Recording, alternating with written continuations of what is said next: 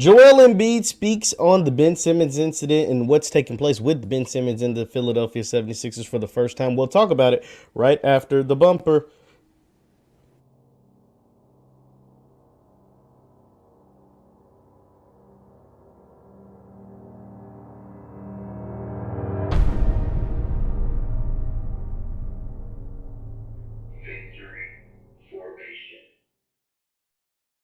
What's good people? Jeff Lights Jr. here with the Black Boss channel and Victory Formation. Be sure to hit the thumbs up button, like, share, subscribe, and the notification bell because we upload every single day. And don't forget, October 29th through November 1st, the All Black National Convention down in Orlando, Florida. Don't meet me there, beat me there. I hope to see all of you guys down there for sure, so get your tickets now. So I'm here today to talk about Joel Embiid and his latest comments on Ben Simmons and what's taking place with Ben Simmons. As of you know, NBA training camps have already started. Ben Simmons has not reported to training camp. Ben Simmons has stated that he will not report to the training camp and that he will not ever play another game for the Philadelphia 76ers, period. Like, that's just what he wants to be traded. He plans on holding out throughout the season. He's going to hold out throughout training camp until he is traded to another organization.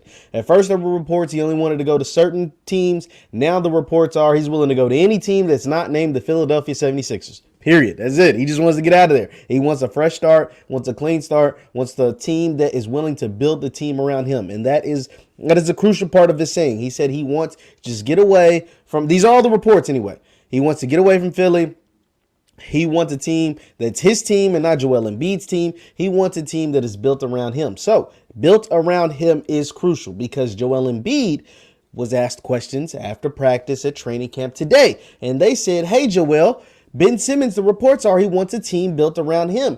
And this is what Joel Embiid had to say. I'm reading you from Bleacher Report. It says, quote, I feel like our team has always been built around his needs, Embiid told reporters Thursday. The report was kind of surprising to see.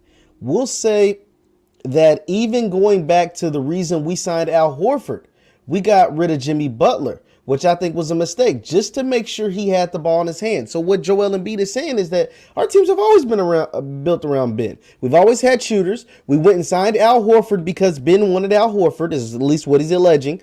We got rid of Jimmy Butler because Ben, which Joel says I believe was a mistake, which it was. It's been proven. They haven't been as good. We got rid of Jimmy Butler because Ben wanted Jimmy Butler gone and he wanted the ball in his hands. Embiid pointed to his own adjustments he's made to his game, stretching out beyond a three-point line on a regular basis as one of the several concessions the Sixers have made around Simmons. He also pointed out that the team regularly attempted to fill out the rest of the roster with shooters to overcome Simmons' shortcomings in that regard. Simmons is currently holding out a training camp and demands to be traded and vows to never play for the 76ers again. So here's what I find interesting about all of this. One, Joel Embiid is right. Joel Embiid is right. The fact that the Sixers have made concessions to accommodate Ben Simmons. They have done everything in their power to make Ben Simmons the best player possible. The fact that Ben Simmons hasn't gotten better is on nobody but Ben Simmons. Ben Simmons is one of the most talented players in the NBA. Point blank, period. He's 6'10". He's got a nice handle. He's an elite defender. He finishes at the rim either hand. He just has one flaw, one fatal flaw in his game. Not only can he not shoot, he is scared to shoot. When you have a person who is 6'10", that is a guard. You're going to tell me he's a guard. Okay, he's a guard. Let him be a guard. A 6'10" guard. A 6'10" guard. Point guard. That is afraid to shoot the ball. That is a problem. That is a major problem. Yes, it is. You can't have a 6'10" guard that is not only like can't shoot, afraid to shoot. And not only is he afraid, so he's got that's the fatal flaw. And then the second flaw, the major flaw, the fatal flaw is the fact that he's scared to shoot. I'm not even going to say the fact that he can't shoot. It's the fact that he's scared to shoot. And then the second flaw, fatal flaw, major flaw, is that he's afraid to get fouled because he can't shoot free throws. They all kind of tie together, but they're kind of separate, right? Because you can be a guy who can't shoot, but he'll still jack up shots. Allen Iverson was one of those guys. He really couldn't shoot that great, Russell Westbrook is one of those guys. Really can't shoot that great, but hell, damn it, they're going to shoot the ball. They are going to jack up shots. They are not afraid of the moment. Good or bad, they're not afraid of the moment. And then you have Ben Simmons, who not only can shoot, but is afraid of the shot. And then he's afraid of getting fouled because he can't make free throws, so you can't even play him in the fourth quarter. How in the hell is your second best player on the team, you can't even play him in the damn fourth quarter? You can't even play him in the fourth quarter in late games, especially come crunch time, playoff times, games that matter. He's the second best player on your team. He's on a max contract. 150, 170, 200 million, something crazy like that. Come on, man. That has nothing to do with the Sixers. That has nothing, absolutely, positively nothing to do with the Philadelphia 76ers. Now, what the coach said, with Doc, he tried to clear it up recently. We're not buying that Doc Rivers. What he said about whether can you win a championship with Ben Simmons as your point guard, and when he said, I can't answer that, that's on the Sixers. That's on Doc Rivers. And then when Joel Embiid went to the podium after the loss, what he said about Ben Simmons, like, man, I don't know, what's going on, what's he on? That's on the Sixers. Now, that's on the Sixers. But Ben Simmons' game not developing is on Ben Simmons.